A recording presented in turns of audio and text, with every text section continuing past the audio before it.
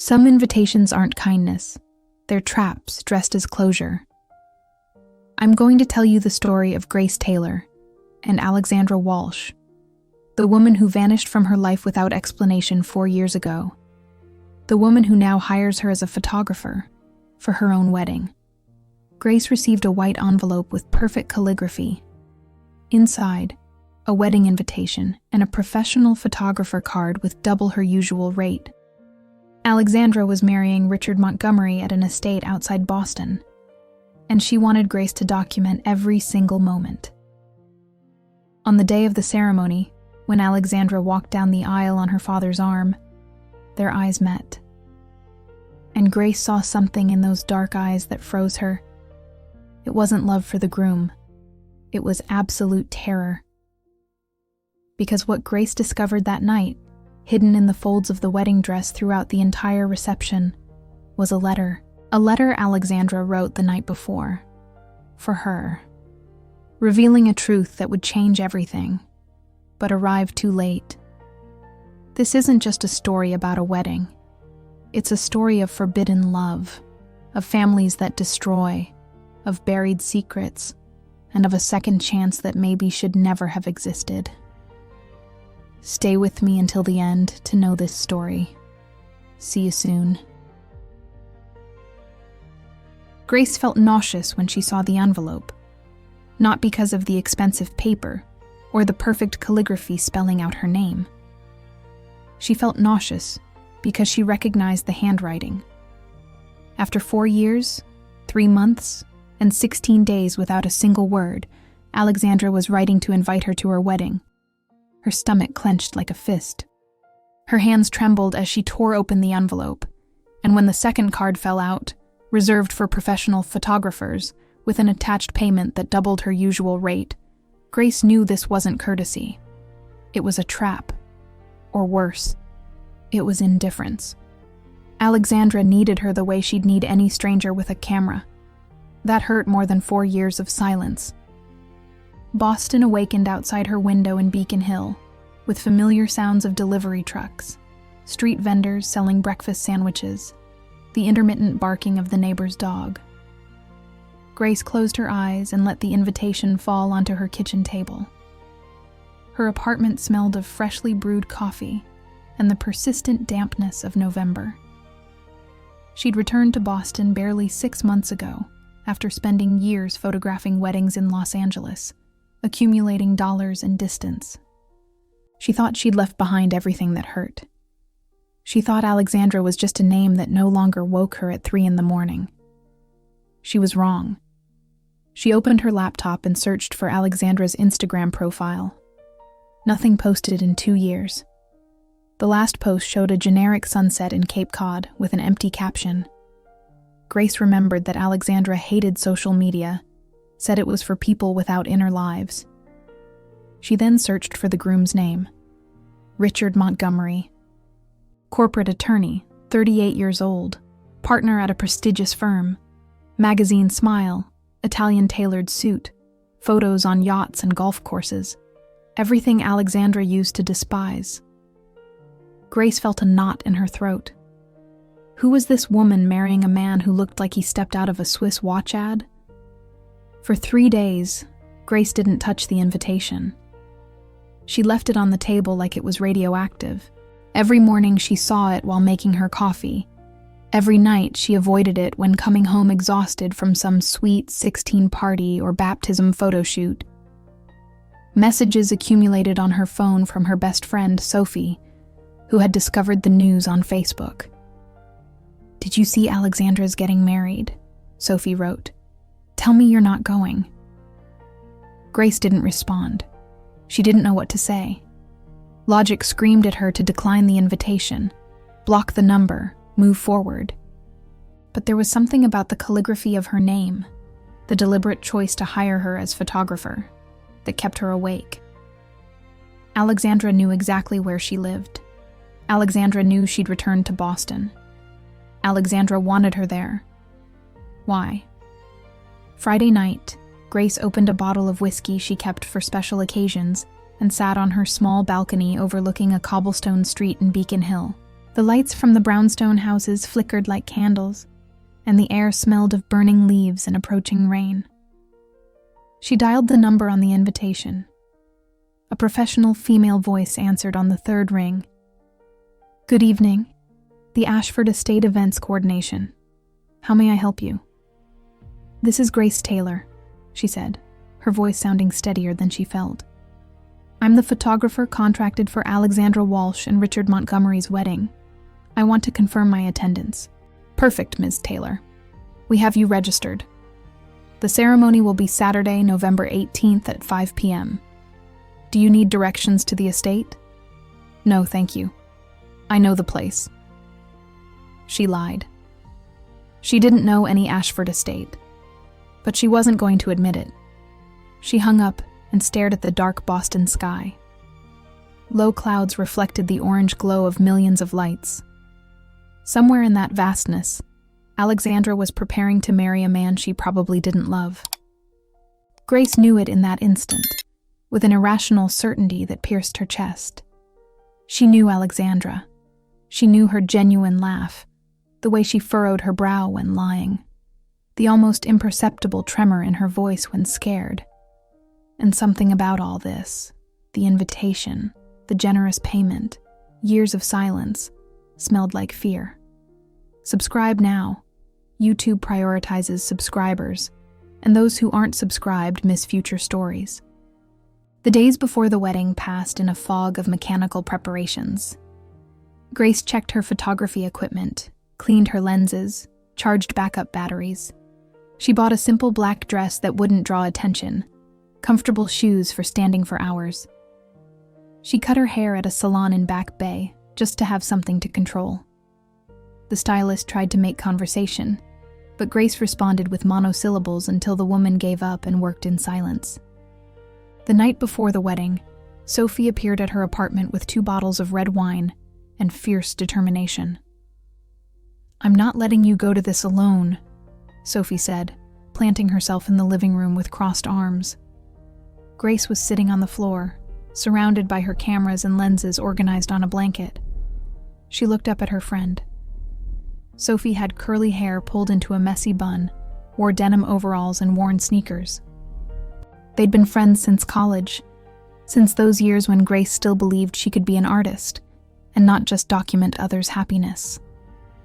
"It's not your problem, Soph," Grace responded, returning her attention to a lens she was cleaning with obsessive circular motions. "Of course it's my problem. You're my friend and you're going to watch the woman who broke your heart get married. In what universe is that not my problem?" Grace set the lens on the blanket and sighed. Sophie was right, but admitting it aloud meant acknowledging how fragile she felt. She stood and took one of the wine bottles. "Fine, come with me, but only as an assistant. I need you to help with the backup equipment." Sophie smiled, a sad smile trying to be comforting. "Deal. But if at any moment you want to run, we leave. No questions." That night they drank wine on the balcony and remembered old times. Sophie had met Alexandra only twice, in brief meetings where Alexandra was polite, but distant. Grace had never managed to integrate her college life with her life with Alexandra. It was as if they existed in parallel dimensions that only touched in the intimacy of their shared apartment in Cambridge during those 2 years that now seemed like a dream. "Did she ever tell you why she left?" Sophie asked, looking at the city lights. "No, she just left a note. Said she was sorry, couldn't explain. It was better this way." "That's bullshit." "Yes," Grace agreed. "It is." Saturday dawned gray and cold. A persistent drizzle fell over Boston, turning the streets into dark mirrors reflecting the leaden sky. Grace woke with a weight in her chest that hadn't left since seeing the invitation. She showered with nearly scalding water, letting steam fill the bathroom and fog the mirror. She didn't want to see herself, didn't want to face her own eyes and see the fear she knew lived there. Sophie arrived at 2 p.m. with coffee and pastries from the corner bakery. They loaded the equipment into Grace's car. a white 1998 Honda Civic she'd bought secondhand that sounded like it might fall apart at every pothole. The Ashford estate was outside the city, near Concord, almost an hour away if traffic cooperated. It didn't cooperate. They crawled inch by inch along Route 2, surrounded by SUVs, delivery trucks, and commuter traffic spewing exhaust. The rain had stopped, but the sky remained threatening. Grace kept her hands tight on the wheel, knuckles white. Sophie tried to distract her talking about her work at a contemporary art gallery, an upcoming exhibition, a pretentious artist who'd asked her out. Grace nodded without really listening. "Grace," Sophie finally said, "we can still turn around." "No," Grace responded. "I need to do this." "Why? What for?" Grace didn't have an answer, or she had too many and none made sense. She needed to see Alexandra, needed to look her in the eyes and confirm she felt nothing anymore, needed to close that door she'd left ajar for 4 years. Or maybe, and this was the truth that terrified her, she needed Alexandra to see her and feel regret. They arrived at the Ashford estate at 4:15. The place was exactly what Grace had imagined. A restored colonial mansion with red brick walls, elegant arches, immaculate gardens surrounding a central fountain. Blooming magnolia trees dropped white petals onto the wet grass. Luxury cars filled the parking lot, BMW, Mercedes, a black Porsche gleaming like obsidian. Grace parked her Civic at the end, where it wouldn't stand out as much. An event coordinator greeted them at the main entrance. She was a woman in her 40s, in a beige business suit, and a professional smile that didn't reach her eyes. "Ms. Taylor?" she asked, extending her hand. "I'm Victoria Collins, General Coordinator. The bride and groom are in their respective suites getting ready. You can begin with photographs of arriving guests. The ceremony will start promptly at 5. Grace shook her hand. The coordinator had a firm, calculated grip. "Understood. Are there any restricted areas?" "The bride's suite is on the 2nd floor, west wing. The groom's suite is on the 1st floor, east wing. I'd ask that you only take exterior photographs until after the ceremony. The couple wants privacy during preparation." Something in the way she said privacy made Grace feel a chill. She nodded and headed with Sophie toward the garden area where guests were beginning to arrive. The people were exactly what she expected. Elegant, prosperous, distant. Women in designer dresses and discreet but expensive jewelry. Men in dark suits discussing real estate markets and investment opportunities. Grace photographed them with professional efficiency, capturing smiles that meant nothing, protocolar hugs, cheek kisses that smelled of French perfume and fakeness. No one really looked at her. To them, she was invisible. Just a pair of eyes behind a camera. Sophie stayed close, holding backup equipment, shooting her worried glances that Grace deliberately ignored. At 10 to 5, guests began taking their seats in white chairs, arranged before an improvised altar under a pergola covered in white roses and ivy. Grace positioned herself strategically to the side, where she'd have good visibility without obstructing anyone's view. She checked her camera for the 3rd time. Everything was in order. Her heart, however, was beating like it wanted to escape her chest. The music began. A string quartet played something classical Grace didn't recognize. Guests stood. And then, from the back of the garden, the groom appeared. Richard Montgomery walked with the confidence of someone who'd never questioned his place in the world. Tall, broad-shouldered, dark hair slicked back with gel. His suit was impeccable, probably custom-made at some European tailor. He smiled, but it was a tense smile, as if fulfilling an obligation. He reached the altar and positioned himself next to the officiant, an older man in formal robes with a solemn expression. The music changed. The quartet began playing the wedding march, and Alexandra appeared. Grace stopped breathing. 4 years. 4 years without seeing her, without hearing her voice, without smelling her perfume. 4 years building a mental version of Alexandra that probably didn't resemble reality. But when she saw her walk down that aisle on her father's arm, all the emotional reconstruction work Grace had done crumbled like a sandcastle.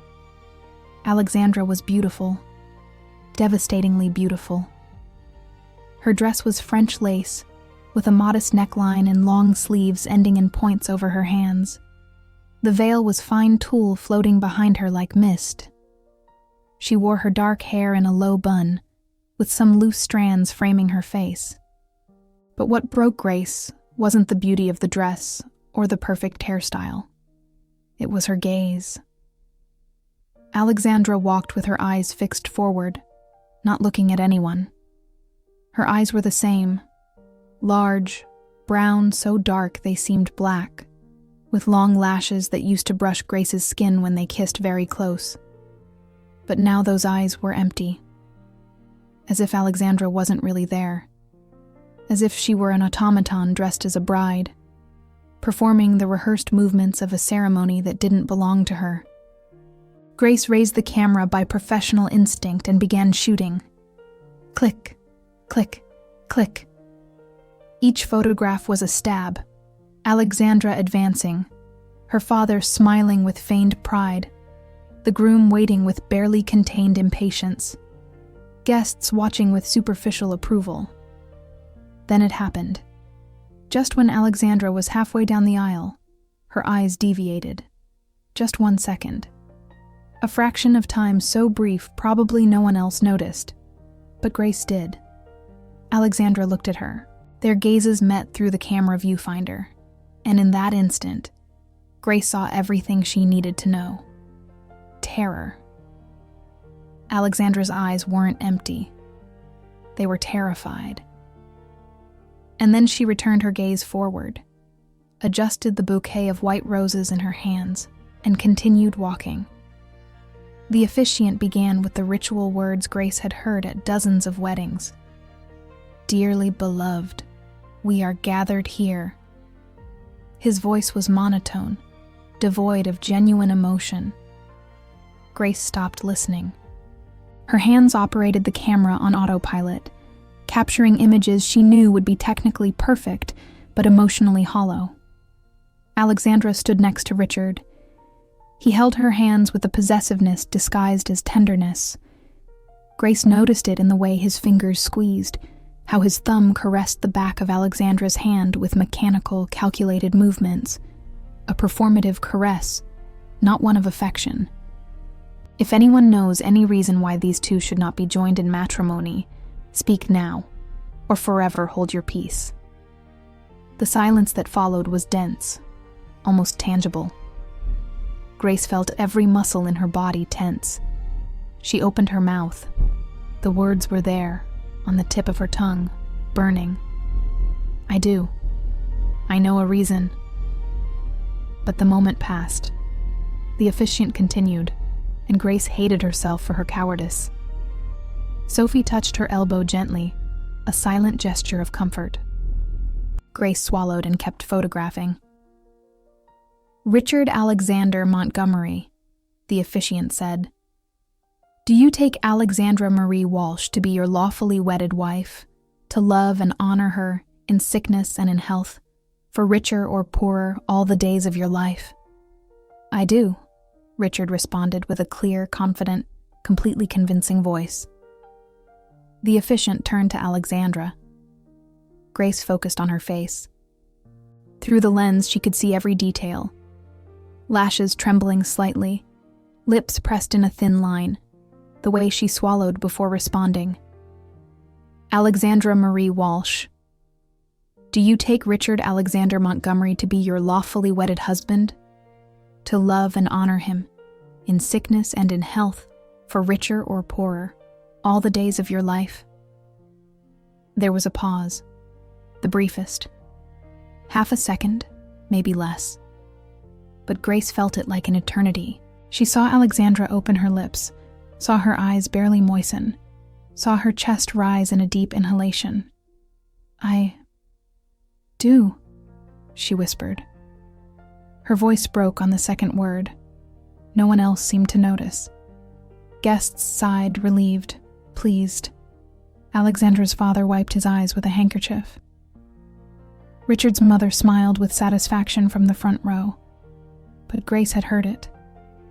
That minuscule break, that fracture in 2 words that sealed a future.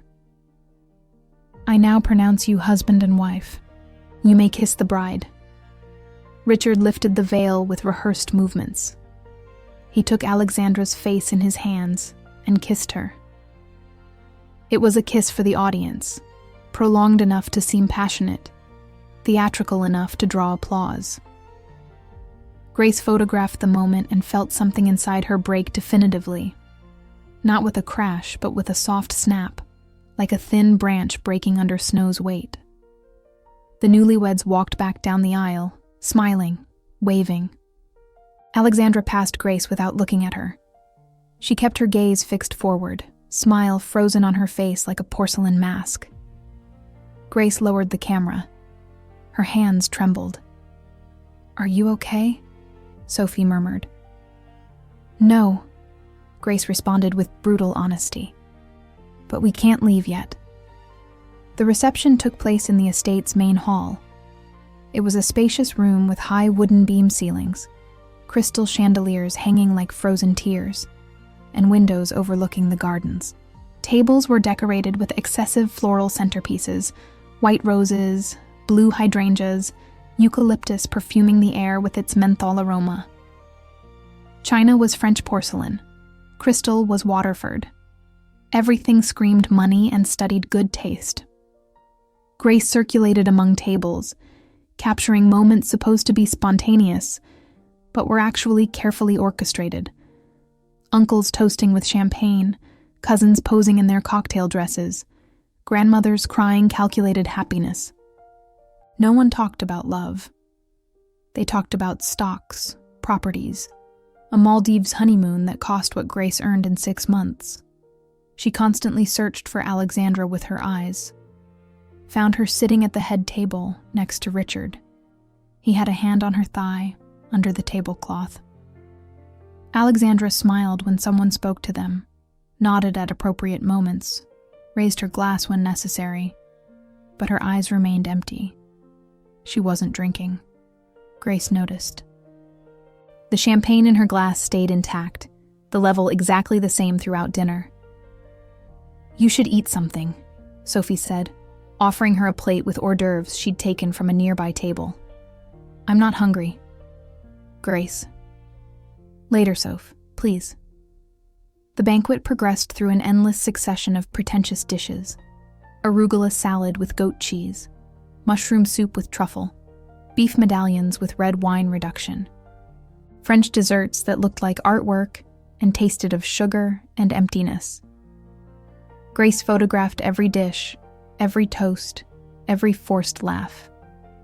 Her job was to document happiness, not question it. When the first dance moment arrived, lights dimmed. A spotlight illuminated the center of the dance floor. Richard led Alexandra there, and the music began. Something slow, romantic, that Grace didn't recognize. Probably chosen by some wedding planner charging by the hour. Richard placed a hand on Alexandra's waist, took her hand with the other, and they began to dance. Grace moved around them, capturing angles, playing with light, doing her job. Through the viewfinder, she watched Alexandra's face. She was close to Richard's shoulder, her lips near his neck. But she wasn't looking at him. Her eyes were closed. Grace lowered the camera for a moment. She needed to see her without the lens filter, without professional distance. Alexandra spun in her husband's arms, beautiful and shattered, like a ballerina in a music box someone forgot to wind. If any part of this story resembles your life, the hype button helps it not stay silent. The waltz ended. Guests applauded. Others began joining the dance floor. The party gained momentum. Grace retreated to a corner of the hall, needing a moment to breathe. Sophie appeared at her side with a glass of red wine. "Here, you need this more than I do." Grace drank. The wine was good, probably ridiculously expensive, and it burned her throat in a way she appreciated. "There's something weird about all this," Sophie murmured, watching the dance floor where Alexandra now danced with her father. "What do you mean?" "I don't know. It's like everyone's acting. Even the guests. Don't you feel it?" Grace had felt it since the moment she arrived, but hearing it in someone else's voice made it more real, more unsettling. "Yes," she admitted. "I feel it." She spent the next hour photographing the party like a robot. Mechanical movements, professional smile when needed, eyes that saw without really registering. She was exhausted, emotionally drained. She wanted to leave, get in her Civic and drive back to Beacon Hill, lock herself in her apartment, and cry until she ran out of tears. But then she saw it. Alexandra rose from the head table with careful movements, as if each gesture was rehearsed. She said something to Richard, who nodded distractedly while conversing with a man in a gray suit. Alexandra walked toward the back of the hall, where a hallway led to bathrooms and the estate's service areas. Grace followed her. She didn't think. She simply left her camera in Sophie's hands, murmured something about needing fresh air, and walked after Alexandra. The hallway was less illuminated than the main hall. Colonial paintings hung on the walls, sad Madonnas, saints with golden halos. The party sound grew fainter with each step. Alexandra didn't go to the bathroom. She kept walking to a side door leading to a small, dark courtyard. Grace watched her exit and close the door behind her. She waited 10 seconds. 20. Then followed. The courtyard was an intimate space surrounded by brick walls covered in ivy. There was a fountain in the center that didn't work, filled with dead leaves and stagnant rainwater.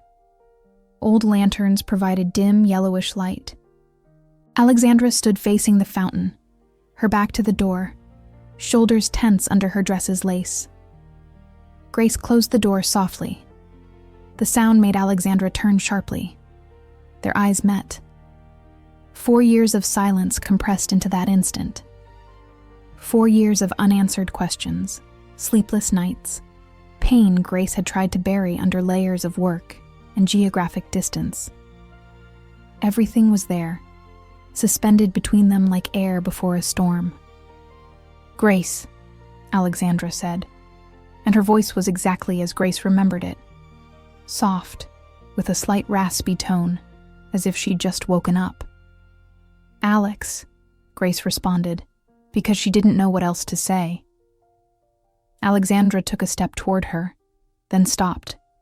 She opened her mouth as if to speak, closed it. Her hands trembled slightly. Grace could see she wore an engagement ring with an enormous diamond that shone even in that dim light, and the new wedding band. "You shouldn't be here," Alexandra finally said. "You invited me." "Yes, Alexandra stopped, bringing a hand to her forehead. "I shouldn't have. It was a mistake." The words cut like glass. Grace felt anger begin replacing pain, an anger she'd kept buried too long. "A mistake?" she repeated, her voice sounding harder than intended. "Like when you left without explanation? Like when you disappeared from my life as if we'd never meant anything?" "Grace, please." "Please what, Alexandra?" Grace advanced 2 steps, closing the distance between them. "Please don't ask questions. Please pretend it's okay to watch you marry a man you clearly don't love." Alexandra recoiled as if slapped, her eyes filled with tears refusing to fall. "You don't know anything about my life," she whispered. "I don't know anything because you decided not to let me know anything. We lived together 2 years, Alex. 2 years. And one day, I came home from work and only found a note. A fucking 3-line note. I had to do it. Why?" Grace's voice broke. "Tell me why." The silence that followed was oppressive.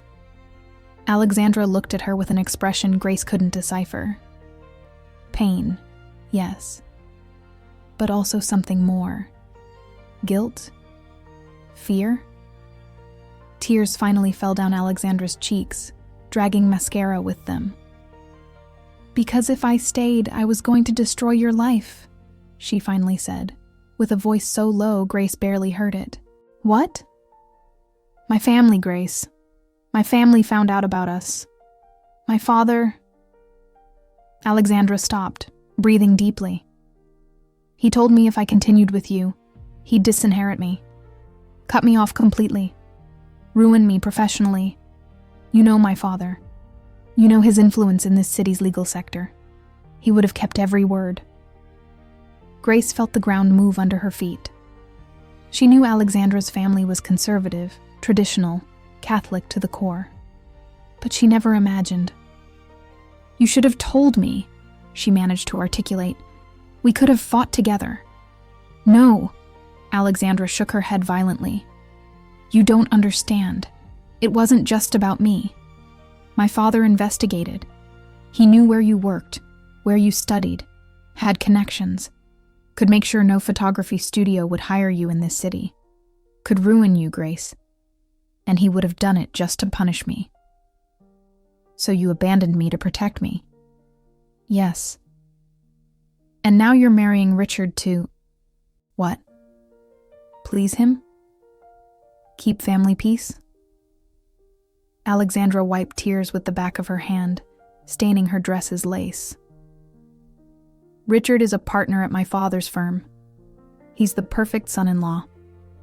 Comes from a good family, has the right pedigree, the right connections. My father had been planning this for years. But you don't love him." It wasn't a question. Alexandra looked directly into her eyes, and in that moment, Grace saw the naked truth. "No," Alexandra admitted. "I don't love him." The air between them charged with electricity. Grace could feel her own heart beating so hard she thought Alexandra might hear it. She took another step toward her. Now they were so close she could smell her perfume, the same one she used to wear when they lived together. Roses and jasmine. A scent that brought memories of lazy mornings in bed, slow kisses in the kitchen while coffee cooled forgotten. "Then don't do it," Grace said, her voice barely a whisper. "Leave. Let's go. We can go far away, where your father can't find us. To Los Angeles, to New York, anywhere. Together." For a moment, she saw hope in Alexandra's eyes.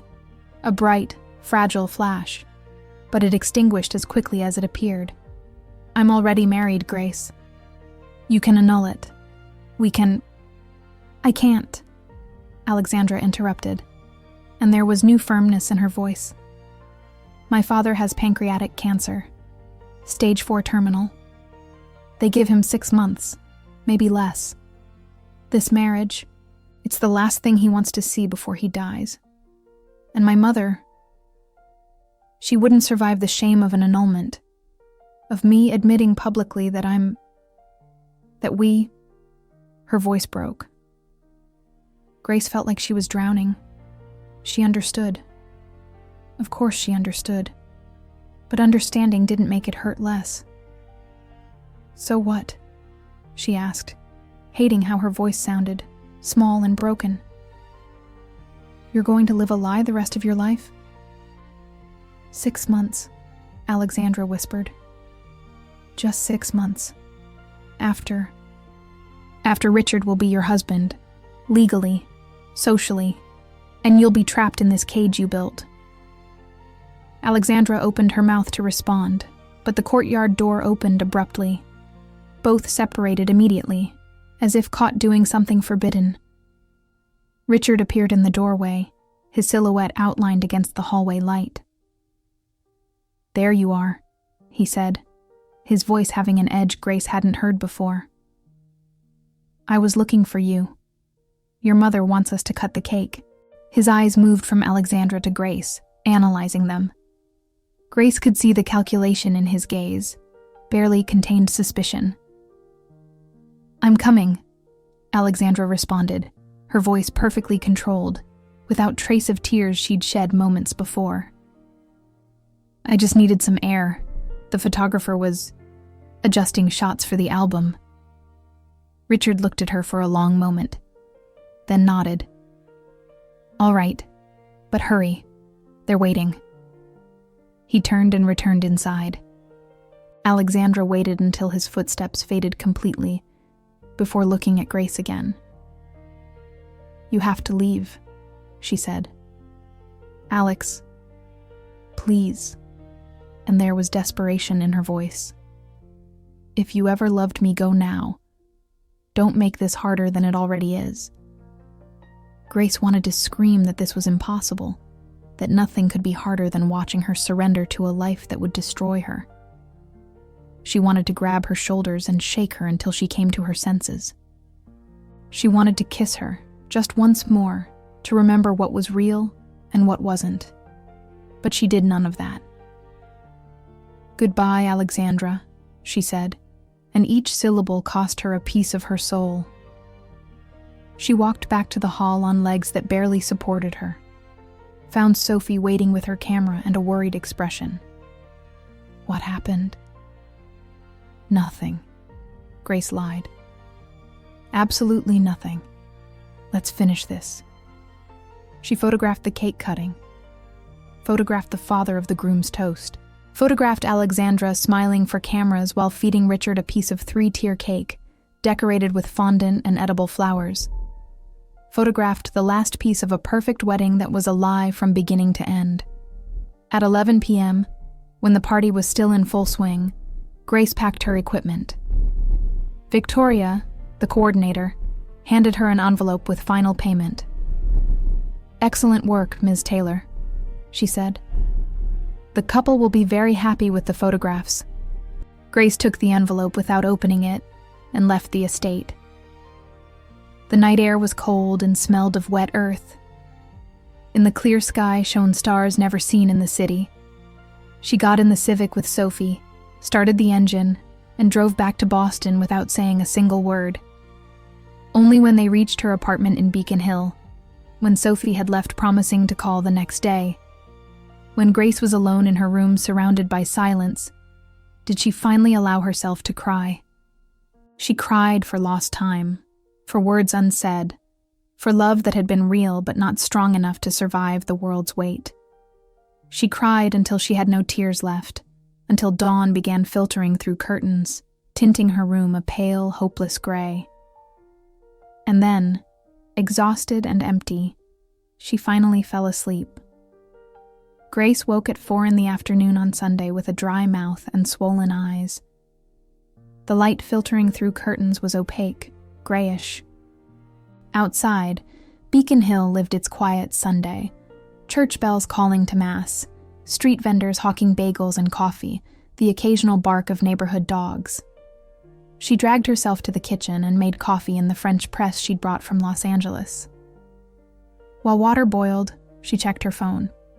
She had 17 messages from Sophie, each more worried than the last. She responded with a simple, "I'm fine.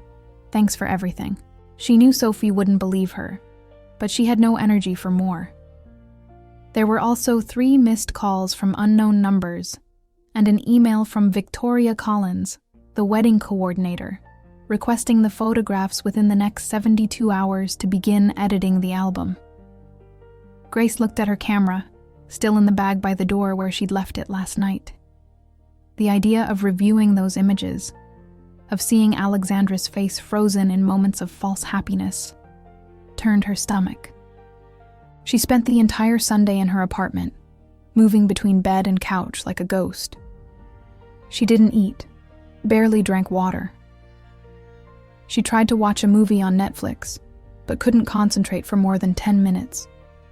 Alexandra's words echoed in her head in an infinite loop. "If I stayed, I was going to destroy your life. My father has terminal cancer. Just 6 months. 6 months. And then what?" Did Alexandra really believe that after 6 months, she could simply leave Richard and resume her life, What kind of fantasy was that?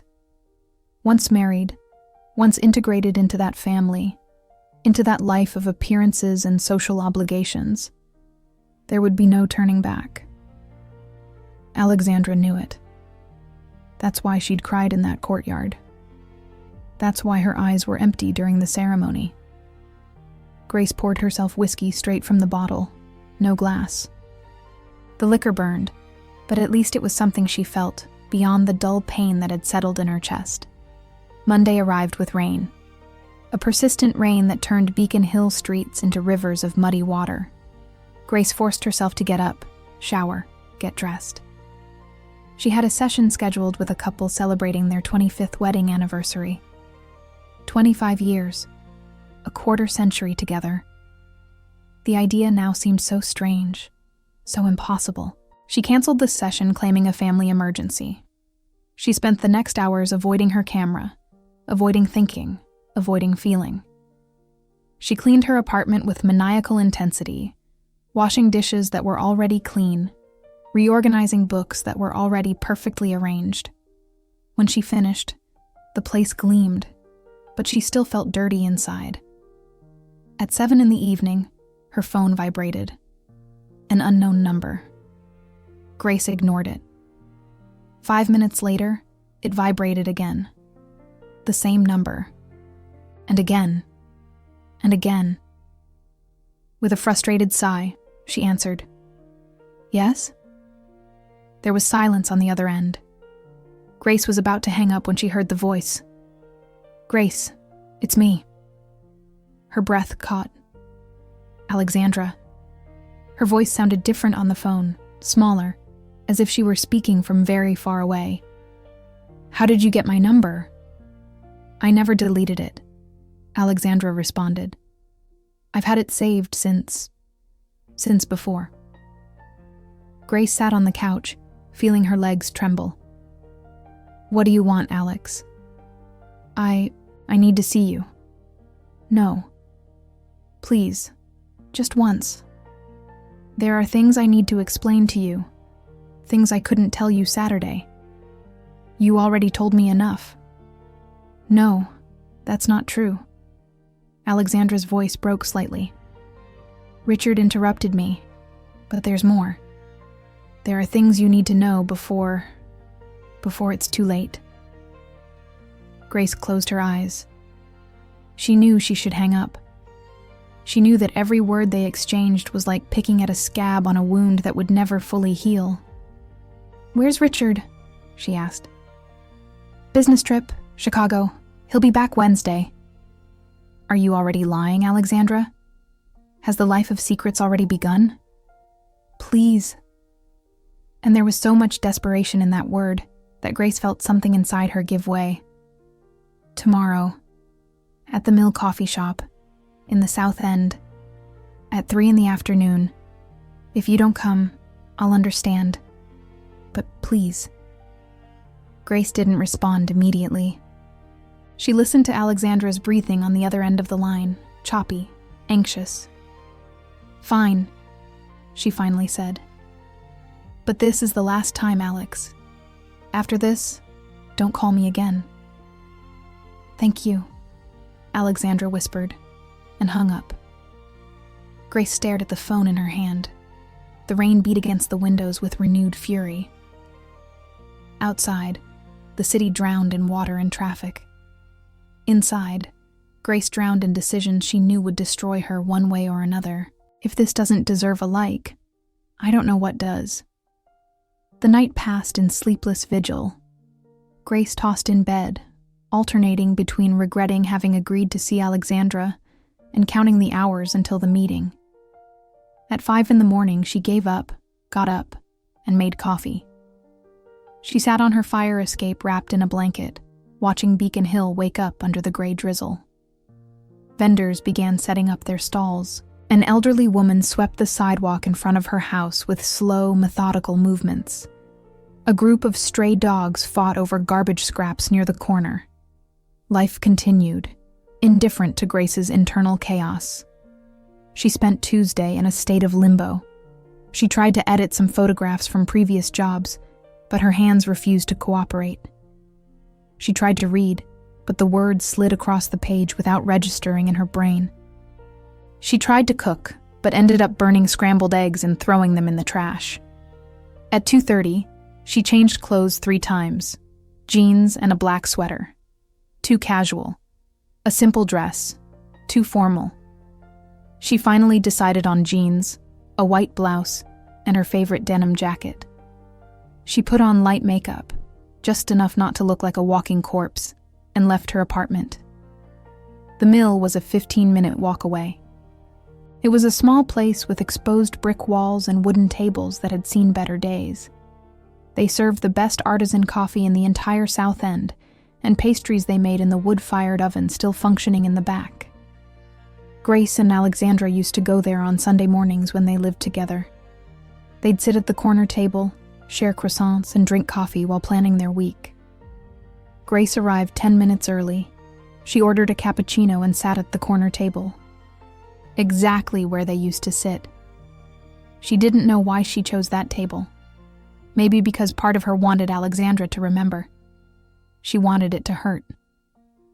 At 3 o'clock sharp, Alexandra entered the coffee shop.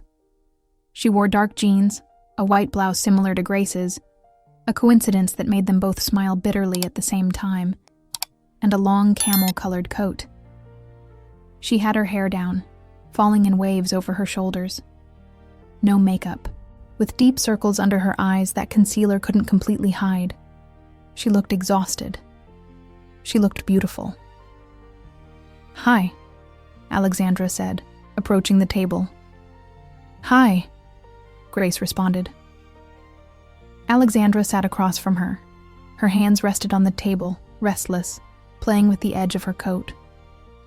Grace noticed she was still wearing the rings. The engagement ring and wedding band gleamed under the coffee shop's soft light. "Thanks for coming," Alexandra said. "I'm not sure why I came." I'm not sure why I called either," Alexandra admitted. "But after Saturday, after seeing you, I couldn't leave it like that." A waitress approached, a young woman with pink hair and multiple piercings who looked at them with barely disguised curiosity. "A cappuccino, please," Alexandra ordered, "and a chocolate croissant." The waitress nodded and walked away. Grace drank from her coffee, giving herself time to organize her thoughts. "You said there were things I needed to know," she began. "Talk." Alexandra took a deep breath, as if preparing to dive into cold water. "My father didn't just threaten to disinherit me," she said. "He hired a private investigator. He had photographs of us, Grace. Photographs of us kissing in the street, entering hotels together, buying rings at that jewelry store in Cambridge. Do you remember the rings?" Grace remembered. Small silver bands they'd bought on a romantic impulse, promising each other they'd someday replace them with something better. Grace still had hers, stored in the back of a drawer she never opened. "I remember them," she whispered. "My father showed me those photographs in his office," Alexandra continued, her eyes moistening. "He told me that if I didn't end things with you immediately, he'd send them to every law firm in the city, that he'd make sure I never practiced, that he'd also ruin your career. He had contacts at the photography studios where you worked, at the magazines that bought your photos. He said he'd make you a pariah." "You could have told me," Grace insisted, though her voice lacked its earlier conviction. "I couldn't risk you. You were just starting out, Grace. You were building something. And I was just a burden, a weight that would drag you down. That wasn't yours to decide alone." "I know." Alexandra wiped away a tear that had escaped. "Believe me, I know. Every day of these 4 years I knew it. But in that moment, with my father threatening me, with those photographs on his desk, I felt like I had no choice." The waitress returned with Alexandra's coffee and croissant. She waited for her to leave before continuing. "And Richard?" Grace asked. "How does he fit into all this?" Alexandra took a sip of coffee, wincing as she burned herself. Richard is complicated. He's known my father for years. He knew what my father wanted. A convenient marriage. An alliance between families. Between firms. But Richard also... She stopped, searching for the right words. He also has his own secrets. What kind of secrets? Alexandra looked around the coffee shop, making sure no one could hear. She leaned forward, lowering her voice. Richard is gay, Grace. The silence that followed was absolute. Grace blinked, processing the information. What? He has a partner. A man. His name is Andrew. They've been together for 5 years. But Richard's family is even more conservative than mine. His father is an ultra-conservative Catholic, with connections in Republican politics, with political aspirations. If it became known that Richard is gay, it would destroy everything his family has built. So you two... Grace felt her head spinning. You two got married to keep up appearances, Alexandra completed. For our families. For the outside world. It's an arrangement. Richard can continue seeing Andrew discreetly. I can survive these 6 months until my father dies, and after... I don't know what happens after. Grace leaned back in her chair, stunned. All of this was surreal. Alexandra married to a gay man. A marriage of convenience in the 21st century. Manipulative families. Secrets piling on secrets. This is insane, she finally said. I know. And what am I supposed to do with this information, Alex? Why are you telling me all this? Alexandra extended her hand over the table, stopping just before touching Grace's. Because I needed you to know that I never stopped loving you. That every decision I made, however wrong, I made thinking of protecting you. And because... Her voice broke. Because in 6 months, when my father is gone, I want to have the option to choose you again. If you still want that. Grace's heart was beating so hard she was sure Alexandra could hear it. You're married, she managed to say. I can get divorced. Richard understands. He also plans to eventually end this marriage. It's just... time. I just need time. Time, Grace repeated, and the word tasted bitter. 4 years wasn't enough lost time, was it? Now you want me to wait another 6 months?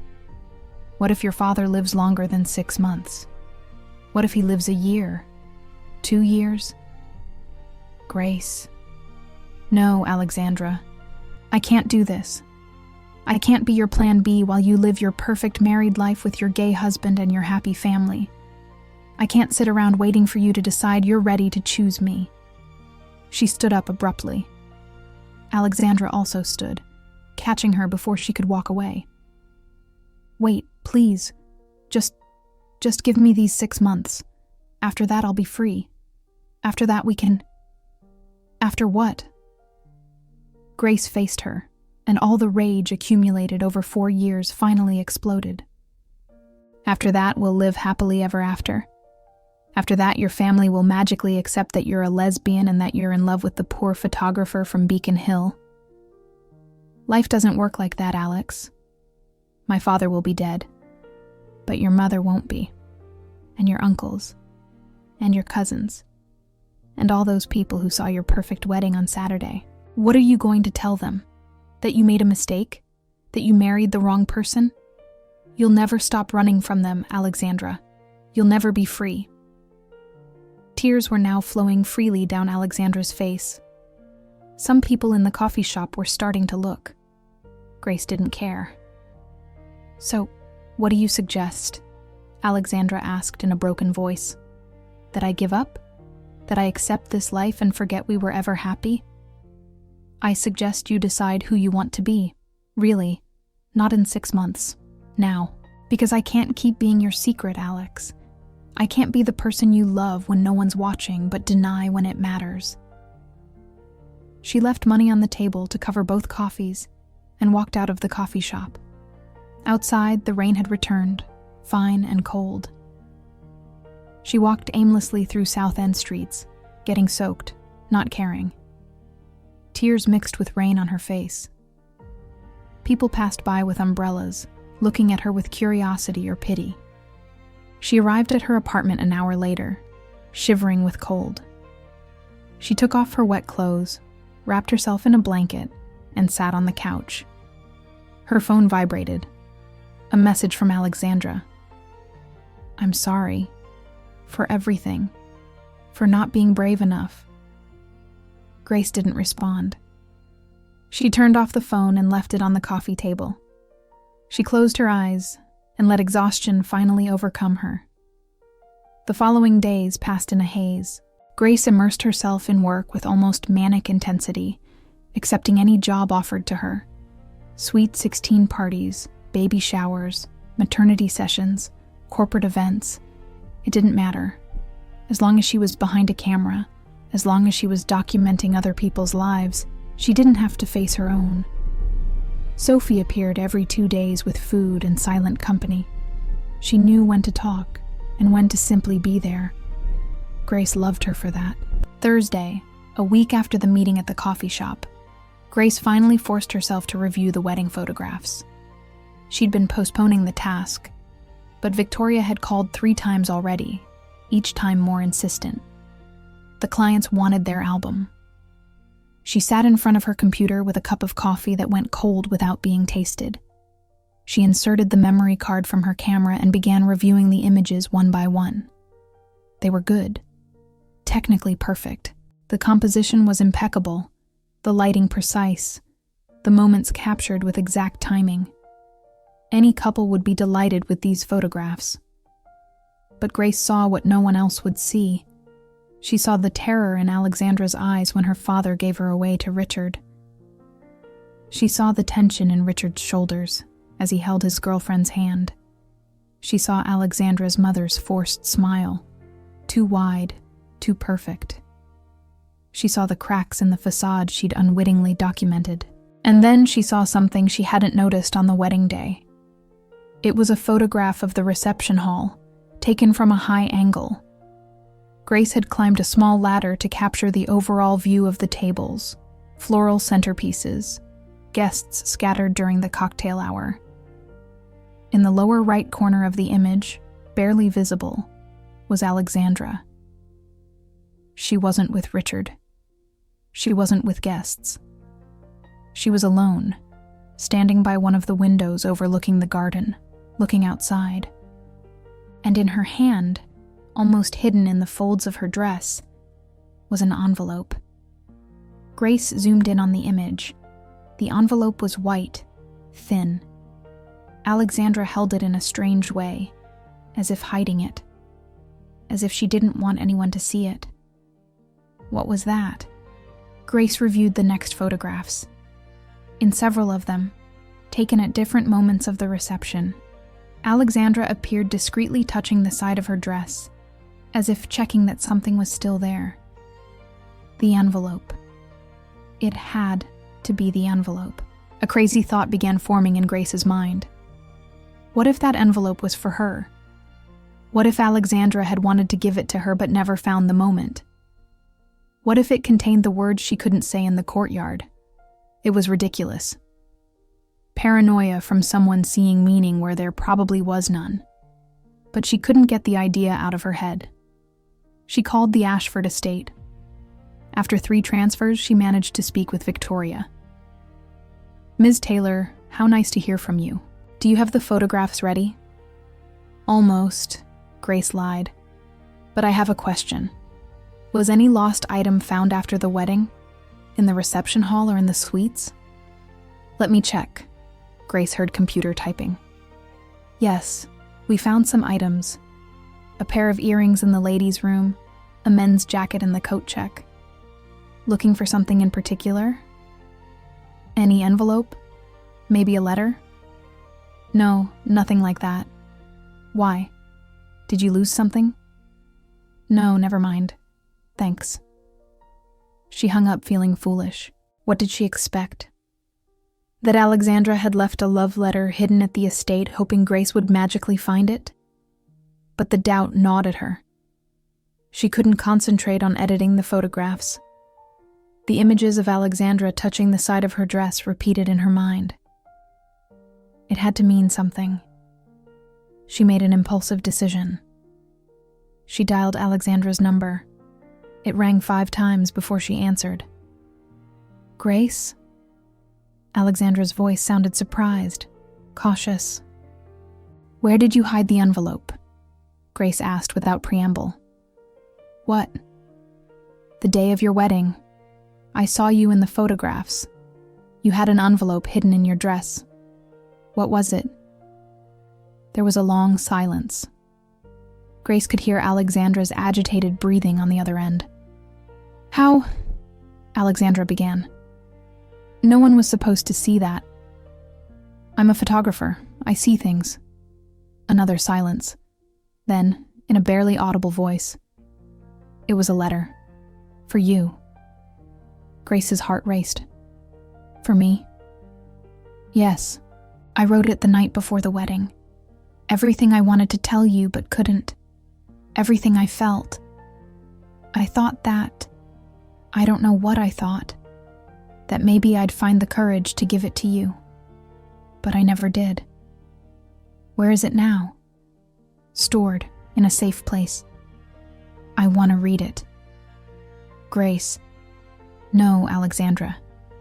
If you wrote a letter, if you saved those words, I deserve to read them. Don't you think?" She heard Alexandra sigh deeply. "It's in my old apartment, the one we shared in Cambridge. I never sold it. Richard doesn't know I have it. It's my place, where I keep things I can't have in my new life. Give me the address." You still remember it. It was true. Grace remembered every detail of that apartment. The Victorian building on the corner of Massachusetts Avenue and Pearl Street. Apartment 3B with a fire escape overlooking the street. The blue door. The windows that let in perfect morning light. "Do you still have the key?" Alexandra asked. Grace looked at the key ring hanging by her door. Among her keys was a small silver one that she'd never had the courage to throw away. The key to the apartment they'd shared. The key to a place that no longer existed except in her memories. "Yes," she admitted. "The letter is in the bookcase, inside a copy of 100 Years of Solitude, the one I gave you for your birthday." Grace remembered the book, an old edition with yellowed pages and a worn spine. They'd found it at a used bookstore in Harvard Square. Alexandra had written a dedication on the first page. "For Grace, who sees the world through a poet's eyes, with all my love, Alex." "Why are you telling me this?" Grace asked. "Because I don't want any more secrets between us. Because if you're going to hate me, I'd rather you hate me knowing the whole truth." Grace hung up without saying goodbye. She stared at the key in her hand. She could ignore this. She could throw away the key, block Alexandra's number, move on with her life. She should do exactly that. But she wouldn't. Half an hour later, she was in her Civic, driving toward Cambridge. Traffic was dense as always, the city drowning in its usual chaos of horns, construction, and commuter traffic. Grace navigated the streets with muscle memory, turning at the right corners without thinking. She arrived at the building at 6 p.m. She sat in the car for 10 minutes, looking at the facade. Everything looked the same wrought iron door, the same windows with white-painted wooden frames, the same tree on the sidewalk that was now without leaves, just bare branches against the gray sky. She finally got out of the car and walked toward the entrance. The main door had a keypad. It had been upgraded since they lived there, but apartment doors still used traditional keys. She climbed the stairs, her steps echoing in the stairwell. 2nd floor, 3rd. The hallway smelled of someone cooking dinner in a nearby apartment. She stopped in front of door 3B, the blue door, more worn now, paint peeling at the corners. Grace put the key in the lock with trembling hands. She turned it. The door opened. The apartment was exactly as she remembered. The same furniture. The mustard-colored couch they'd bought at a flea market in Somerville. The coffee table made from a recycled door. The white curtains that filtered the evening light, creating soft patterns on the hardwood floor. It even smelled the same. Of the old books filling the shelves. Of the coffee that seemed to have permeated the walls. It was like entering a time capsule. Grace walked slowly through the space. On the walls still hung some of her photographs. Black and white, urban landscapes, anonymous faces captured in moments of accidental intimacy. On the mantel of the fireplace, a working fireplace they'd used on cold winter nights, there was a framed photo of both of them. Grace picked it up with trembling hands. It was from Boston Pride 3 years ago. They were in the Common, surrounded by rainbow flags and joyful crowds. Alexandra was hugging her from behind, both smiling at the camera held by a friendly stranger who'd offered to take their photo. They looked happy, radiant, in love. She put the photo back and headed to the bookcase. It was in the corner of the living room, a wooden structure reaching the ceiling, full of books organized without any apparent system. Novels mixed with essays, poetry alongside photography manuals. Grace ran her finger along the spines until she found what she was looking for. 100 Years of Solitude. There it was. She pulled it out carefully. The book opened naturally to a marked page. And there, folded in two, was the letter. Grace sat on the mustard couch, the book in her lap, the letter in her hands. The envelope was simple, white, with no external inscription. She opened it slowly. Inside were 3 pages handwritten in Alexandra's slanted, elegant script. Grace would recognize that handwriting anywhere. She took a deep breath and began reading. My Grace, I'm writing this the night before my wedding, sitting in this apartment I could never abandon, though I've pretended for years that I did. Tomorrow I'll marry a man I don't love, in a ceremony full of people who will celebrate a lie, and you'll be there photographing it all. The irony isn't lost on me. There are so many things I never told you, so many explanations I swallowed because I believed it was for the best. But now, on this last night before sealing my fate, I need you to know the complete truth. When my father showed me those photographs of us, when he threatened to destroy you, I felt the world collapsing. But it wasn't just that which made me leave. It was fear. A deep, paralyzing fear of what it meant to choose you. Choosing you meant facing my family, losing my career, being expelled from the only world I knew. It meant being brave, and I discovered I wasn't. I ran, not just from my father, but from you. From what I felt. From the future we could have built together. I convinced myself I was protecting you. But the truth is, I was protecting myself from having to choose between love and security, between you and my family, between who I am and who I'm supposed to be. These 4 years have been hell. Every day I woke up wondering where you were, what you were doing, if you'd found someone else. When I found out you'd returned to Boston, I almost called you 1,000 times. I almost showed up at your door. I almost had the courage to tell you all this in person. Almost. But I never did. And now it's too late. Tomorrow I'll officially be Richard Montgomery's wife. I'll be the perfect daughter my father always wanted. I'll be everything I'm supposed to be, except the person I really am. I invited you to the wedding because I needed to see you one last time. I needed to look in your eyes and know if you still felt something. If there was still a chance that when all this is over, when my father dies, when I fulfill this last family obligation, I could find you and ask you to forgive me. To give me a second chance I probably don't deserve. But after seeing you on Saturday, after talking to you in that courtyard, I understand I've hurt you too much. That I can't simply show up in 6 months and expect you to receive me with open arms. That love doesn't work like that. If you're reading this, it means you found this letter. It means you had the courage to come to this place we kept as a secret between us. It means that maybe, just maybe, a part of you still feels something. I'm not asking you to wait for me. I have no right to ask anything of you. But if someday, when all this is over, you want to give me another chance, I'll be here. In this apartment, every first Friday of the month, at 8 at night, waiting. I love you, Grace. I've always loved you. That's my only comfort in this whole mess. That at least one thing in my life was real. That at least with you, I was who I really am. Forgive me. Yours, though I have no right to be. Alexandra Grace finished reading with tears running down her face.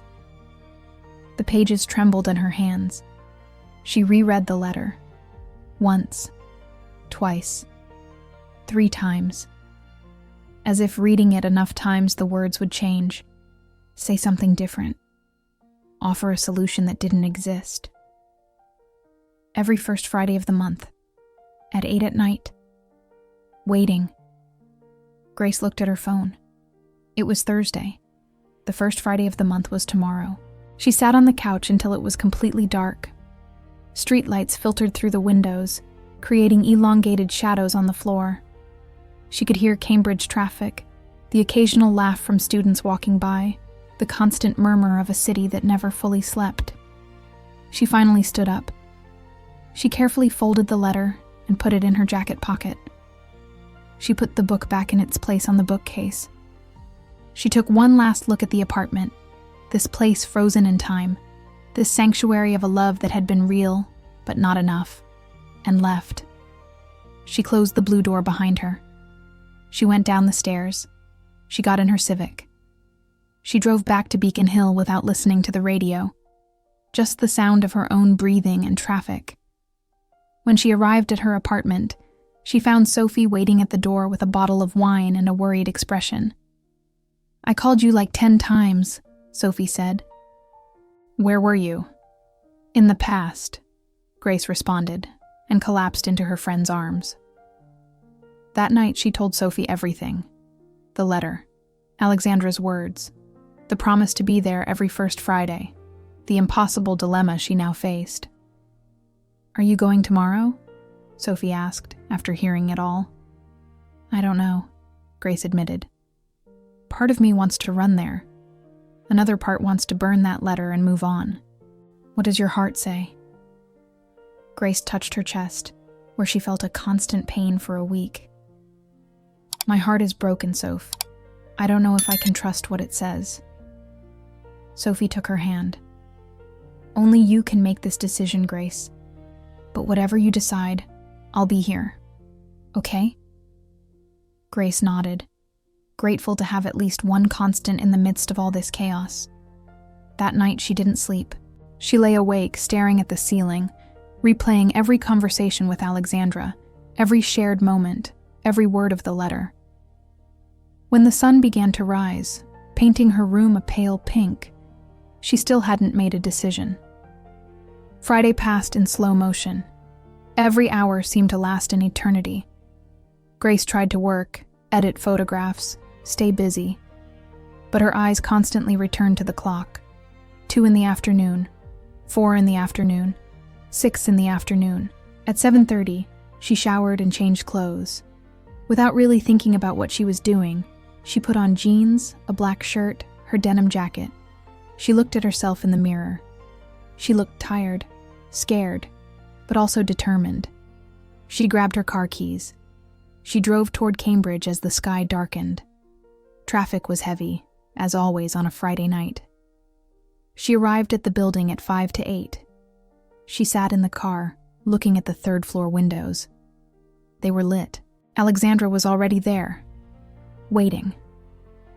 Grace put her hand on the door handle. She opened it. She got out of the car. She walked toward the building. And then she stopped. What was she doing? Was she really going in there? To do what? To forgive Alexandra? To become her secret lover while she remained married? To wait another 6 months or a year or whatever it took, hoping that someday Alexandra would finally choose her? Grace looked up at the lit window. She could see Alexandra's silhouette moving inside the apartment. She took a deep breath and made a decision. Grace entered the building. She climbed the stairs slowly, each step a renewed decision. She could turn around at any moment. She could run down, get in her car, block all this out. But her feet kept climbing. 2nd floor, 3rd. She reached the blue door. She raised her hand to knock, but before her knuckles made contact, the door opened. Alexandra was there. She wore no makeup. Her hair was pulled back in a messy bun. She wore jeans and a gray hoodie that Grace recognized. It was hers. One Grace had left behind years ago, and that Alexandra apparently never returned. Her eyes were red, as if she'd been crying. "You came," Alexandra whispered, her voice laden with disbelief and relief. "I came," Grace confirmed. They looked at each other in the doorway, neither knowing what to do next. Finally, Alexandra stepped back, inviting her in. Grace crossed the threshold for the 2nd time that day, but this time felt completely different. This time, Alexandra was there. The apartment smelled of freshly brewed coffee. There were 2 mugs on the coffee table, as if Alexandra had been prepared, waiting, trusting that Grace would show up. "Want some coffee?" Alexandra asked, with a strange formality that didn't fit the intimacy of the moment. "Yes." They sat on the mustard couch, each at one end, with a space of almost a meter between them. That space felt like an abyss. Grace held her coffee mug with both hands, needing something to hold on to. "I read your letter," she finally said. "I know. Otherwise you wouldn't be here." "I don't know why I'm here," Grace admitted. "The whole way here I told myself it was a bad idea, that it would only hurt me more, that I should turn around. But you didn't." "No, I didn't." Alexandra put down her mug and turned her body toward Grace. "Grace, I don't know what to say. Everything I wrote in that letter is true. Every word. But I also understand if you can't forgive me, if you don't want to give me another chance. I understand if you just came to say goodbye definitively." Grace looked at her, really looked at her. Beyond the beauty, beyond the shared history, beyond the pain. She tried to see the person who was in front of her now, a 31-year-old woman trapped in decisions she'd made out of fear. A woman who'd chosen security over love. A woman who now said she was sorry. "I didn't come to say goodbye," Grace said slowly. "But I also didn't come to say everything's okay. I don't know what I came to do, Alex. I just know I needed to see you." "That's enough." Alexandra moved slightly closer, shortening the distance between them. "Just that you're here is more than I deserve. Stop doing that." "What?" "Punishing yourself, saying you don't deserve anything. It's manipulative. It makes me want to comfort you when I'm the one who was abandoned." Alexandra recoiled as if she'd been slapped. But then she nodded. "You're right. I'm sorry. It's a habit. Making others feel bad for me so they forget I hurt them." The brutal honesty of the admission took Grace by surprise. Alexandra was being vulnerable in a way she'd never been, not even when they lived together. "Where's Richard tonight?" Grace asked. "With Andrew. I told him I was visiting a college friend. He didn't ask more. Our marriage works better when we don't ask too much." "Sounds horrible." "It is." Alexandra ran a hand over her face. "Every day I wake up in that huge house in Brookline, in that bed I share with a man who treats me with distant courtesy, and I wonder how I got here, how I let my life become this. You can still change it." "Can I?" "My father is dying, Grace. Literally dying. He has stage 4 pancreatic cancer. They give him weeks, maybe months. And in his hospital bed, the only thing that gives him peace is knowing I married well, that I fulfilled what he expected of me. How do I take that away?" Grace had no answer. She understood the dilemma. She hated that she understood, but she did. Family guilt was an invisible but real chain, especially in families like Alexandra's. "And after?" she asked. "When your father dies, what happens then?" "I don't know." Alexandra shrugged. "Richard and I have a verbal agreement. We'll wait a year after my father's death to divorce. We'll say it was a mistake, that we married too quickly. Whatever lie sounds convincing. He'll recover his freedom. I'll recover mine." "A year?" "More or less, depending on when." Her voice broke. "Depending on when it happens." Grace put down her coffee and finally closed the distance between them. She slid across the couch until she was inches from Alexandra. She could smell her perfume, see the small freckles dotting her nose, notice the almost imperceptible tremor in her lips. "And what am I supposed to do in the meantime?" she asked quietly. "Wait for you? Come here every first Friday and act like everything's normal? Be your escape from your life of lies?" "No, I don't expect that from you." "Then what do you expect?" Alexandra raised her hand, hesitated, then finally placed it on Grace's cheek. The contact was electric. Grace closed her eyes, allowing herself to feel that warmth, that familiarity, for just a second. "I expect you to live your life," Alexandra said. "To be happy. To find someone who can give you what I couldn't.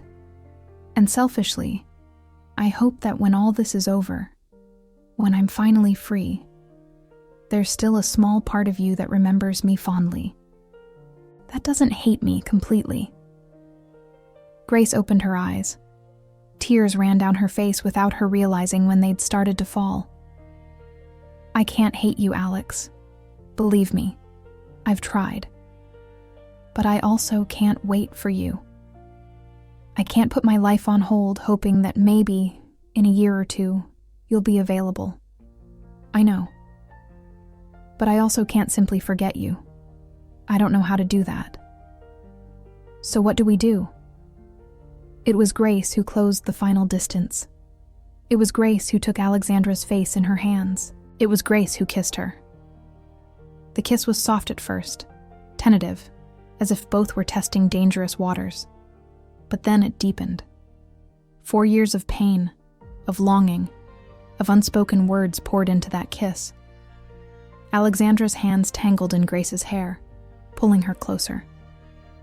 Grace could taste the tears. She didn't know if they were hers or Alexandra's, probably both. When they finally separated, both were breathless. "I can't do this," Grace whispered against her lips. "I can't be the other woman. I can't kiss you knowing you'll go home to him. Grace. But I also can't let you go. Not again. Not when I finally know the whole truth." They embraced on that couch, clinging to each other as if they were the only real thing in a world of lies and appearances. Grace could feel Alexandra's heart beating against her chest, fast and erratic. They stayed like that for what could have been minutes or hours. Time lost meaning. "I need to ask you something," Alexandra finally said, separating enough to look into her eyes. What? Give me 3 months. Just 3 months. My father, the doctor said he wouldn't make it to Christmas. By then it will all be over. And in those 3 months, I won't ask anything of you. I won't call you. I won't show up in your life. I'll give you space to think, to decide what you really want. And if at the end of those 3 months you decide you don't want anything to do with me, I'll accept it. But if there's any possibility, why 3 months? Why not now? Because right now I'm grieving, Alexandra explained. I'm losing my father, however complicated our relationship is. I'm trapped in a marriage I don't want but can't escape yet. I'm not at my best, Grace. And I don't want you to make a decision about us based on the broken person I am now. I want you to see who I can be when I'm finally free. Grace processed the words. There was logic in them, but there was also risk. 3 months was a long time. Many things could change, but maybe that was exactly what they needed. Okay, she finally said. 3 months, but with conditions. What are they? 1. No casual text messages. If you need to talk to me, call me. I want to hear your voice, not letters on a screen. 2. Be honest with Richard about us. He doesn't need all the details, but he deserves to know that when you divorce, you'll be looking for something more with someone. 3. Go to therapy. And not just any therapy, one specialized in LGBT issues. You need to process all this mess with someone professional. Alexandra nodded to each condition. Okay, I accept all of that. Anything else? Yes, at the end of 3 months I come back here. One last First Friday, and there we decide if we move forward together or if we say goodbye forever. No more second chances, no more waiting. A final decision. Agreed. They kissed again. This time was different. Not desperate, but sweet. A silent promise sealed with lips and tears. Grace stayed until midnight. They talked about superficial things, jobs, friends, movies they'd seen. It was as if they were relearning how to be in each other's presence without the weight of the past crushing them. Grace told her about Los Angeles, about the ridiculously expensive weddings she photographed, about the couple that spent $500,000 on flowers imported from Holland. Alexandra talked about her work at the firm, about cases she won and lost, about the office politics she hated. They didn't talk about the future. They didn't make plans beyond the 3-month agreement. It was all they could handle. When Grace finally stood up to leave, Alexandra walked her to the door. 3 months, Alexandra repeated. 3 months, Grace confirmed. I'll see you in February. First Friday. Yes. One last kiss. Quick. Almost chaste. And then Grace left the apartment, went down the stairs, got in her Civic. She drove back to Beacon Hill with the taste of Alexandra still on her lips and a chaotic mixture of hope and terror in her chest. Share this story if you've ever had to choose between love and family. The following weeks were strange. Grace immersed herself in work with renewed energy, but for completely different reasons. She was no longer running from pain. Now she was building something, saving money, updating her portfolio. She started taking online classes in advanced editing. If in 3 months Alexandra kept her promise, if she really got divorced and wanted to try something together, Grace wanted to be ready. She wanted to be someone who could sustain a relationship, not just survive one. Sophie noticed the change immediately. You look different, she told her one afternoon while they were having coffee in the South End. I don't know if better or worse, but definitely different. I feel different, Grace admitted. Like I can finally breathe after being underwater for 4 years. Did you give her another chance? Something like that. It's complicated. With Alexandra, it's always complicated. Grace couldn't argue with that. In mid-December, Sophie sent her a message. "Did you see the news?" Grace checked her phone. In the Society section of the Boston Globe, there was a brief note. Prominent attorney James Walsh passes away at 64 after battle with cancer. Alexandra's father had died. Grace felt a confused mixture of emotions. Relief that Alexandra's torment was over. Sadness because she knew that Alexandra, despite everything, loved her father. Anxiety about what this meant for their 3-month agreement. She waited for a call from Alexandra. A message. Something. Nothing came. Grace respected the silence. Alexandra had asked for 3 months without contact. She was grieving. She needed space. But the wait was torture. Christmas came and went. Grace celebrated with Sophie and some photographer friends, drinking mulled wine and eating cookies in a tiny apartment in Jamaica Plain. New Year's was more of the same. Fireworks illuminating the Boston sky. People hugging and wishing each other happiness for the year beginning. Grace toasted alone on her fire escape in Beacon Hill, watching the city lights and wondering where Alexandra was, what she was feeling, if she ever thought about her. January was the longest month of her life. Every day dragged like time itself had decided to move in slow motion.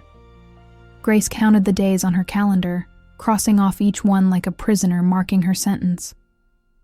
The first Friday of February dawned gray and cold. Grace woke at 6 a.m. with butterflies in her stomach and a knot of anxiety in her throat.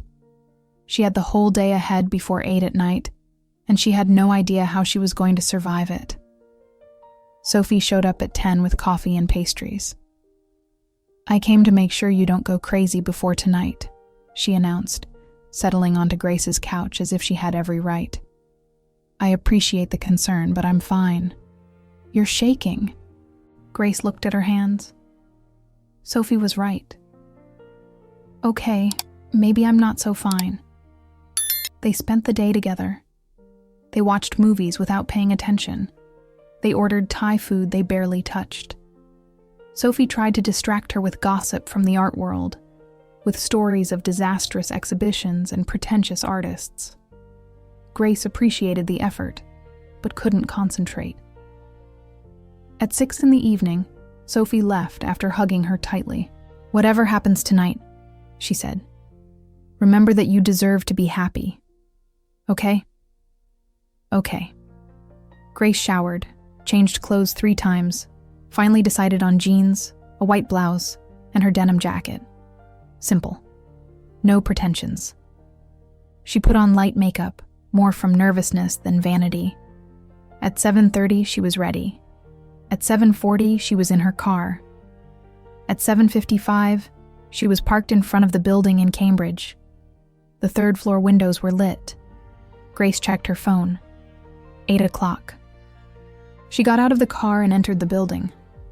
She climbed the stairs with her heart beating so hard she thought it could be heard throughout the building. She reached the blue door. She knocked. The door opened immediately, as if Alexandra had been waiting on the other side.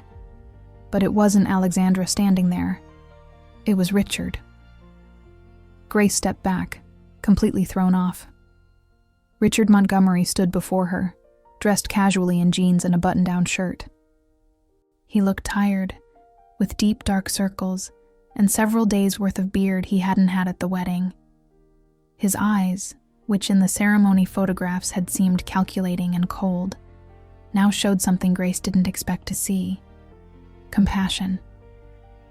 "Grace," he said, and his voice was soft, without the tone of superiority he'd used on the wedding day. "Come in, please." "Where's Alexandra?" Grace asked, not moving from the threshold. "Inside. But I need to talk to you first. Just 5 minutes. I promise." Every instinct of Grace screamed at her to run. This was wrong. Richard shouldn't be here. This was their place, the secret place of Alexandra and hers. But the urgency in Richard's voice stopped her. She entered the apartment cautiously. The interior was the same as last time. The mustard couch, the bookcase full of books, the framed photograph of the two of them at Pride. But there was something new, a suitcase by the bedroom door. Alexandra's suitcase. Grace would recognize that dark blue luggage anywhere. "What's going on?" Grace asked. Richard closed the door and leaned against it, as if blocking the exit. But his body language wasn't threatening. He looked exhausted. "Alexandra doesn't know I'm here," he began. "She's going to kill me when she finds out. But I needed to talk to you before she ruins everything again. I don't understand. Sit down, please." Grace sat on the edge of the couch, tense, ready to run at any moment. Richard sat at the other end, keeping the distance between them. "I know everything about you two," he said directly. "About your relationship, about how Alexandra's father separated you, about the letter, about the 3-month agreement. Alex told me everything." Grace felt the blood drain from her face. "She fulfilled your condition," Richard continued. "She was honest with me, more honest than I'd been with her for a long time. And you need to know something. Your condition that she go to therapy, it saved her life." "What?" Richard ran a hand over his face, clearly struggling with what he was about to say. "After her father died, Alexandra spiraled. I was so focused on my own grief, on pretending to grieve for my father-in-law while actually dealing with the guilt of having participated in this farce, that I didn't realize how bad she was getting. She stopped eating, stopped sleeping, started taking pain pills left over from her father's treatment, mixed alcohol with anxiety medication. One night I found her unconscious in the bathroom." Grace felt her breath cut off. "I took her to the hospital," Richard continued. "They pumped her stomach. The doctor said if I'd been 30 minutes later..." He stopped, swallowing. "But she survived. And when she woke up, the first thing she said was your name." Tears ran down Grace's face without her being able to stop them. "That's when she told me everything," Richard said. "About you two. About the 3-month agreement. About how she was destroying herself from the inside, trying to be the perfect daughter for a man who was already dead. And about how the only person who had ever really seen her was you." "Why are you telling me this?" Grace asked in a broken voice. "Because she's not going to tell you. She's going to walk through that door," he pointed to the bedroom, "and tell you she's okay, that she's ready to get divorced, that she can finally be with you. And technically it's true, but she's not okay, Grace. Not really." "Where is she now?" "In the bedroom, getting ready to see you. She doesn't know I got here before you. I came as soon as I knew today was the day." "Why?" Richard looked directly into her eyes. "Because someone needs to be honest in this fucked up situation. And apparently that someone is me. Look, Alexandra loves you. I have no doubt about that. But she's broken, Grace. She's been in intensive therapy for months, taking antidepressants, dealing with years of family trauma and repression. And yes, she's improving. But she's not cured. She probably never will be completely. What are you trying to tell me? That if you're going to be with her, you need to know what you're getting into. She's not the same person you knew 4 years ago. She's been through things that changed her. And she needs help. A lot of help. More than you alone can give her." Grace processed his words.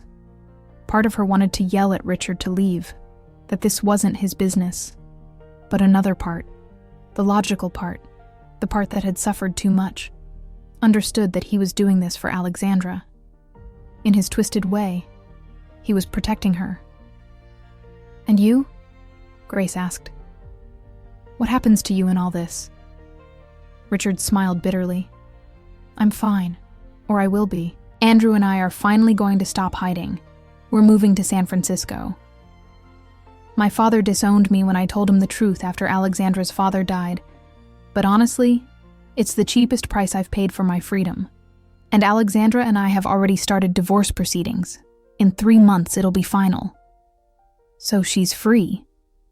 Yes, she's free. But freedom is scary when you've never really been free. You understand what I'm saying?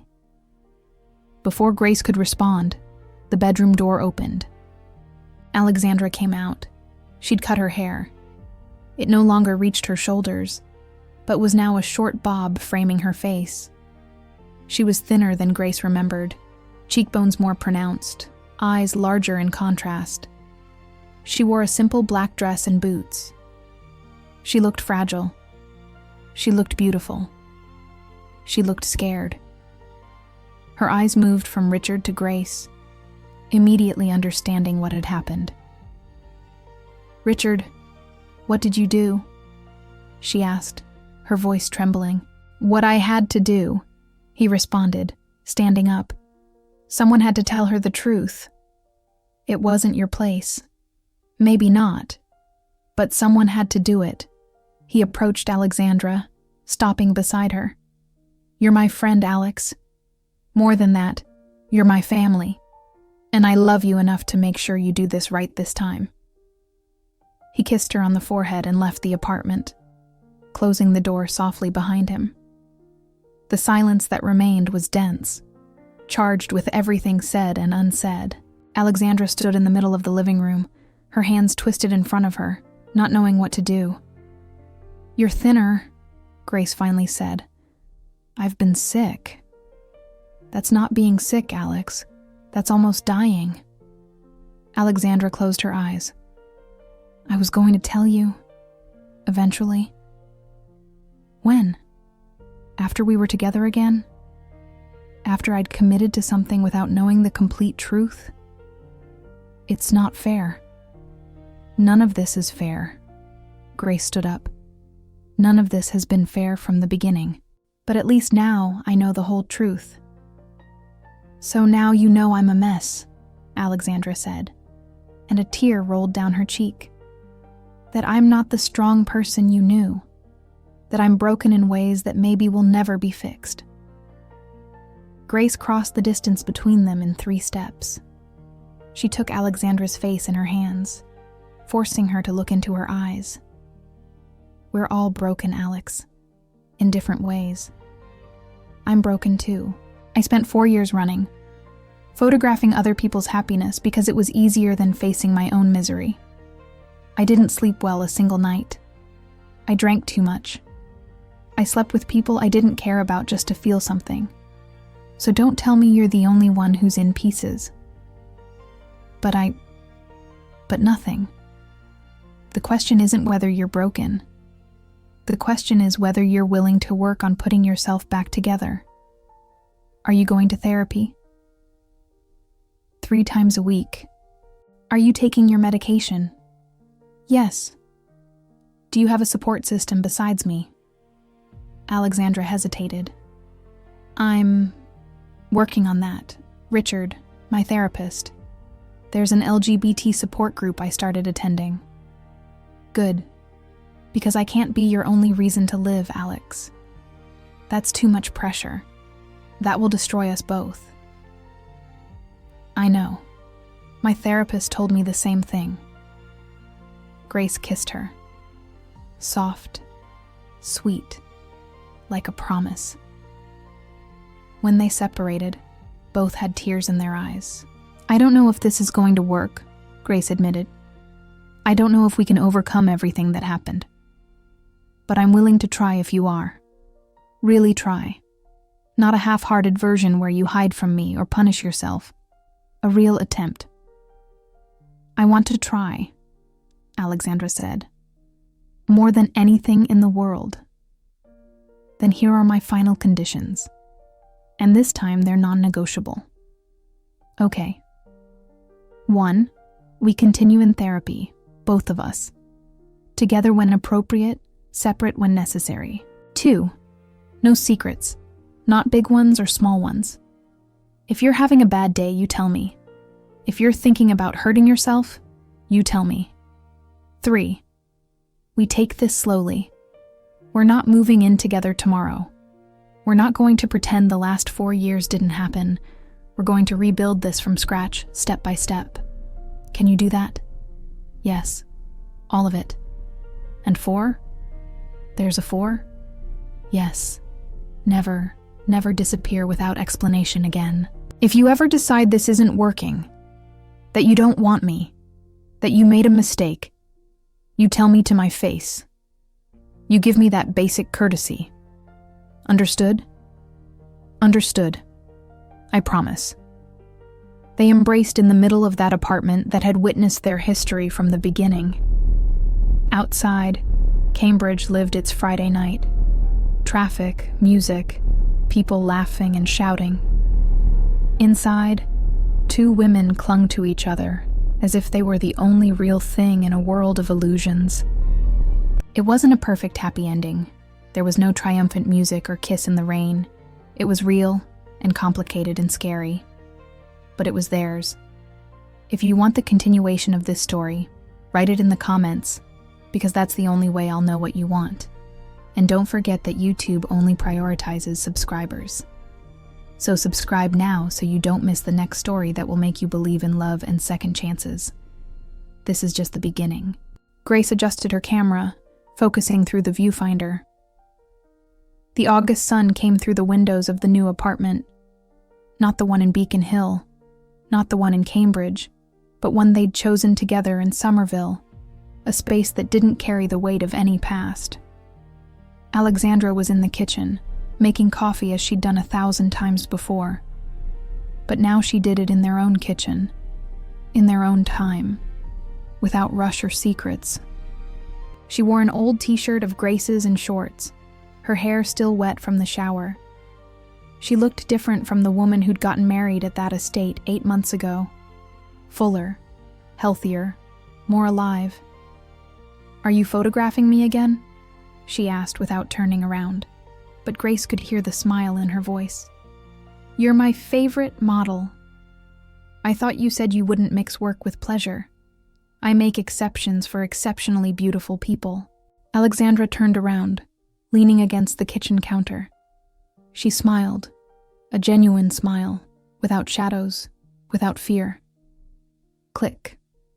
Grace captured that moment. It wasn't perfect. Alexandra still had bad days, days when the darkness caught up with her, and she had to actively fight not to drown in it. Grace still woke up some nights with her heart racing, with the irrational certainty that when she opened her eyes, Alexandra would have disappeared again. But they were working on it. Together. In couples therapy on Tuesdays. In individual therapy, Alexandra on Mondays, Wednesdays, and Fridays. Grace on Thursdays. It was exhausting. It was expensive. But it worked. Alexandra had left her father's firm and now worked at a nonprofit defending LGBT rights cases. She earned less money, but slept better. Grace had started working on personal photography projects, documenting Boston's queer community. Her images had been selected for an exhibition at a gallery in the South End next month. It wasn't the life they'd planned when they were 26, and believed love was enough. It was better. It was more real. "You know what day it is today?" Alexandra asked, pouring coffee into 2 mugs. "Friday. First Friday." Grace lowered the camera, understanding. The first Friday had been their secret ritual, their promise, their meeting point when everything else was uncertain. Now they lived together. They saw each other every Friday. But some traditions were worth keeping. "What do you want to do?" she asked. "Nothing extraordinary," Alexandra responded, approaching with the 2 mugs of coffee. "Just be with you. Drink coffee. Maybe go for a walk in the park. Watch a movie. Normal things." Normal things sound perfect. They kissed over the kitchen counter, the coffee forgotten for a moment. When they separated, Alexandra had that expression Grace had learned to recognize. Gratitude mixed with disbelief, as if she still couldn't believe this was real. "I love you," Alexandra said. "I love you too." And this time, when they said it, they knew exactly what it meant. Not the easy love of movies or songs. The difficult love. The love that required constant work and brutal honesty, and the will to stay even when things got hard. The love that was worth it. Grace picked up her camera one last time. She focused on Alexandra leaning against the counter, the afternoon sun creating a golden halo around her head, that soft smile on her lips. Click. Someday, when they were old and telling their story to whoever wanted to listen, they'd have this photograph. Proof that second chances exist, that endings can become beginnings, that sometimes, just sometimes, love finds its way back. But for now, they simply lived the moment. A normal Friday, a shared coffee, a life built brick by brick on the rubble of what had been, and that was more than enough. See you soon.